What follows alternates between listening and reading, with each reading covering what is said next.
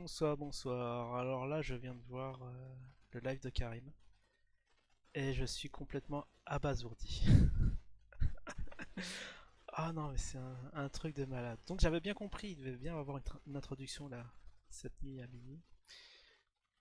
Enfin, il y a 19h50, donc il y a 19h50, il devait avoir une instruction sur IDAX pour le Zincoin. J'avais fait un petit live pour voir ce qu'il en était, donc hier. Bon, je me suis couché tard exprès, hein, à 1h du mat, j'y étais ce matin. 1h, 1h30 passé, il n'y avait rien. Bon, ce matin, bah cet après-midi, pour ceux qui étaient là, j'ai fait un petit live. Et du coup, bon, il y avait eu des petits problèmes techniques. C'était bien des problèmes techniques hein, sur le. Il y a quelqu'un en commentaire qui l'a expliqué, qui a eu des problèmes techniques ce matin. Du coup, c'est pour ça que ça cotait pas, mais ça a réouvert vers 11h.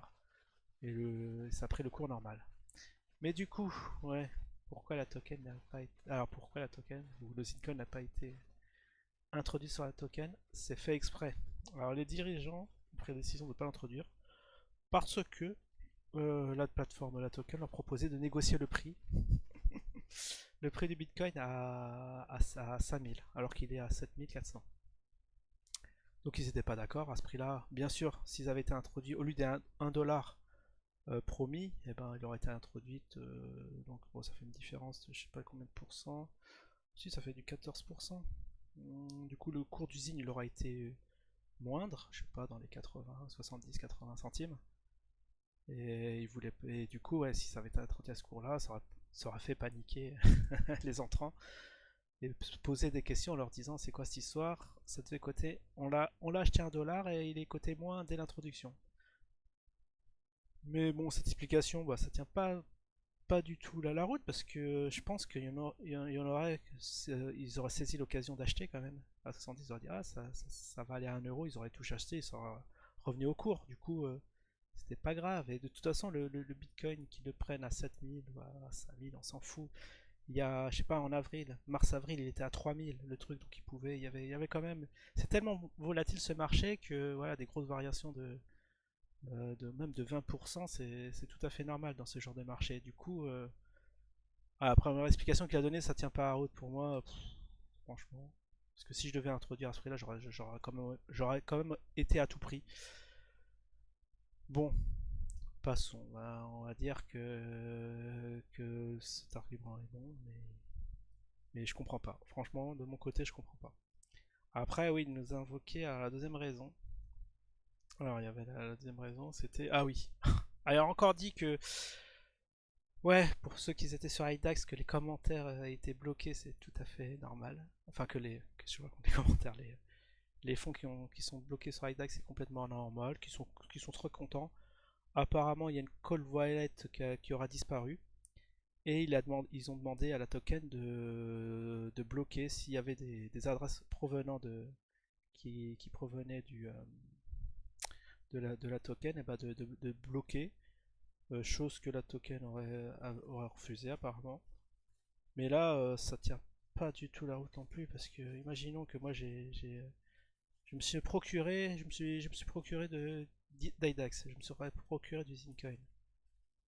Bah, je vais bien entendu passer par d'autres wallets, faire disparaître un peu, j'aurais retiré, j'aurais transformé ça en argent liquide et après réinjecté sur des nouvelles wallets. Ça n'aura pas empêché de revenir trader avec de l'argent qui aura provenu d'IDAX. Du coup, enfin, même s'ils avaient eu ça, eh ben, ça aura rien de, enfin, ça les aura pas protégés de l'argent venant d'IDAX, parce que par des moyens détournés, il aurait été possible de réinjecter l'argent dessus. Ouais, du coup, là, je comprends pas non plus.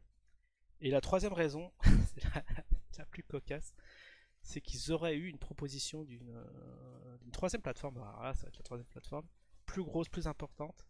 Alors déjà, la token était quand même importante, était bien classée hein, dans le top. Bah, ils auraient eu une plus grosse proposition qu'ils auraient dit, bon, de toute façon, on n'est pas sur la token, c'est pas grave, on va attendre quelques jours et on va aller sur l'autre place.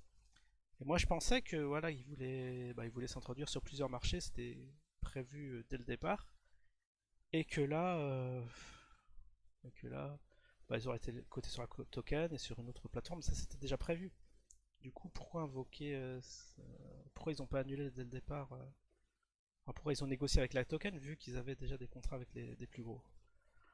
Enfin bon, voilà, j'ai fait le truc. Bon là, je réagis vraiment à chaud parce que je suis déçu là, du coup, par le coup.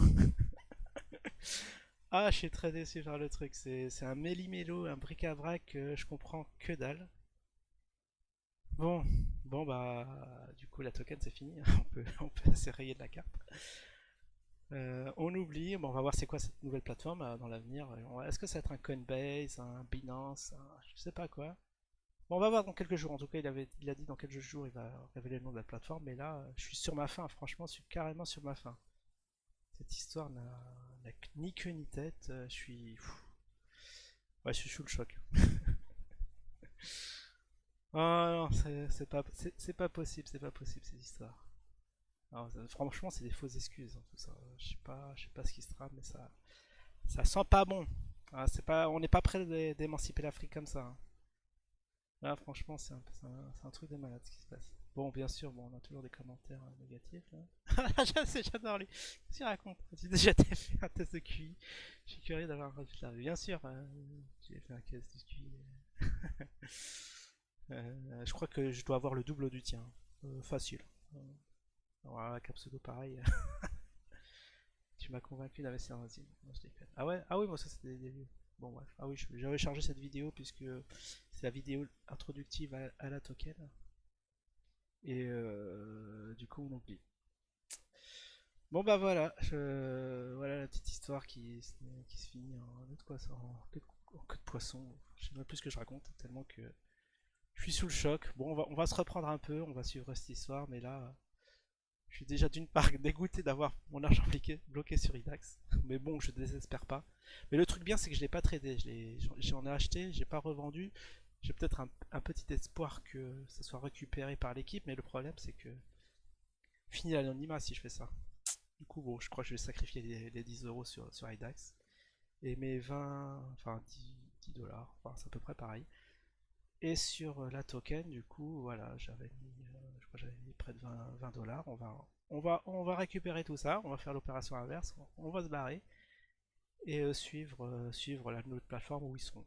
Si c'est Coinbase, c'est bien, j'aurai pas à créer de compte. Si c'est une autre, bah, Binance, bon, je serais content aussi parce que ou Kraken, ça fait longtemps que je voulais aller dessus.